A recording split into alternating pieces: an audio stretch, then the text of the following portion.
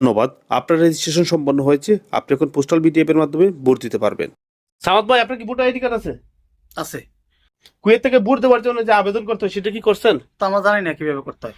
তো ঠিক আছে, সামাদ ভাইয়ের ভোটার আইডি কার্ড আছে, আপনাদের যাদের ভোটার আইডি কার্ড রয়েছে আপনারা পোস্টাল বিডিএফ এর মাধ্যমে কিভাবে ভোট দেওয়ার জন্য আবেদন করবেন, তো সেই বিষয়ে আজকে আমরা ভিডিওতে দেখিয়ে দিব। অবশ্যই আপনারা ভিডিওটি শেষ পর্যন্ত দেখবেন, অবশ্যই ভিডিওটি বেশি বেশি করে শেয়ার করে দিবেন। প্রথমে আমরা আমাদের ফোন থেকে প্লে স্টোর বা অ্যাপ স্টোর থেকে পোস্টাল ভোটিং বিডি যে অ্যাপটি রয়েছে সেটি ডাউনলোড করব। তারপর এখান থেকে আমরা ভাষা নির্বাচন করব। আমি এখান থেকে বাংলা ভাষাটি সিলেক্ট করে দিচ্ছি, আপনি আপনার পছন্দ মতো ভাষা সিলেক্ট করে নেবেন।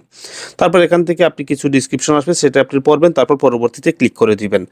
পরবর্তীতে ক্লিক করার পর এখান থেকে এগিয়ে যান অপশনে ক্লিক করুন। তারপর দেখতে পাচ্ছেন আপনার যে লোকেশন রয়েছে, আপনি যে দেশে অবস্থান করছেন সেই লোকেশনটি অটোমেটিকলি এখান থেকে স্বয়ংক্রিয়ভাবে নিয়ে নিবে। এবার আপনারা রেজিস্ট্রেশন করে নিয়ে ক্লিক করুন। তারপর এখান থেকে আপনার যে ফোন নাম্বার রয়েছে চালু রয়েছে সেই ফোন নাম্বারটি আপনাকে এখানে প্রবেশ করুন, কেননা এই ফোন নাম্বারে কিন্তু আপনার ওটিপি আসবে। তারপর আপনি নিচে দেখতে পাচ্ছেন ইমেলের একটা অপশন রয়েছে, চাইলে ইমেল দিতে পারেন। তারপর ওটিপি সেন্ডে ক্লিক করুন। এবার দেখতে পাচ্ছি আপনার ফোন নাম্বারে একটি ওটিপি চলে আসছে, সো সেইখানে আপনার ফোন যে ওটিপিটি সেখানে বসাতে হবে। তারপর এখান থেকে আপনারা নেক্সট বাটনে ক্লিক করুন।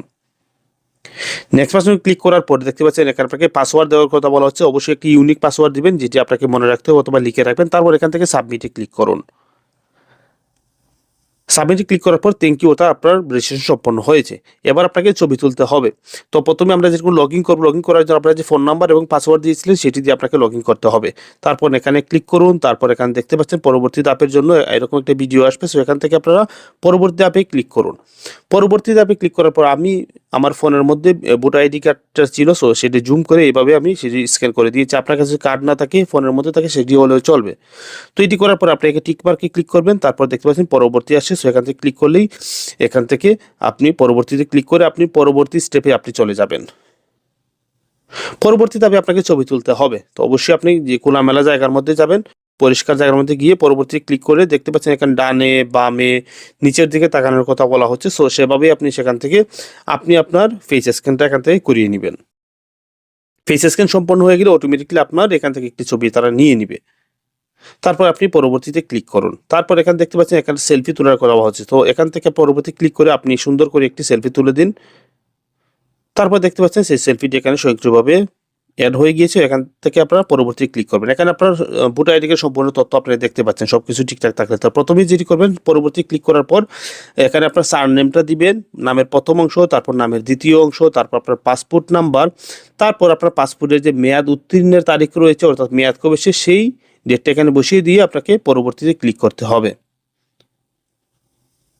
এখন আপনাকে অ্যাড্রেস দিতে হবে। তো এরকম প্রতিটা ভিডিওতে আপনাকে সবকিছু বলে দেওয়া হবে। তারপরেও আপনাকে প্রথমে আপনার হাউস নাম্বার দিবেন, তারপর আপনার স্টেট নাম্বার অর্থাৎ রোড নাম্বার, তারপর হচ্ছে আপনার ব্লক নাম্বার অর্থাৎ সেক্টর।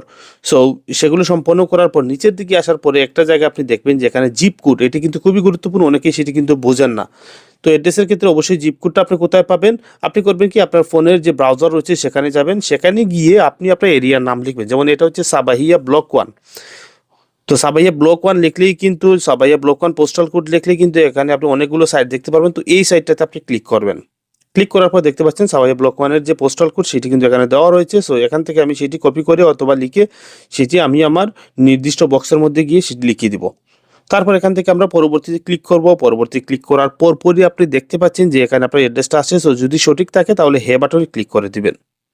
তো এখন দেখতে পাচ্ছেন আপনার রেজিস্ট্রেশন মোটামুটি সম্পন্ন। এবার আপনি যদি রিফ্রেশ করেন তাহলে কিন্তু আপনার সামনে একটি অভিনন্দন বার্তা আসবে, অর্থাৎ আপনার রেজিস্ট্রেশন সম্পন্ন হয়েছে। তো ভিডিওটি বেশি বেশি করে শেয়ার করে দিবেন।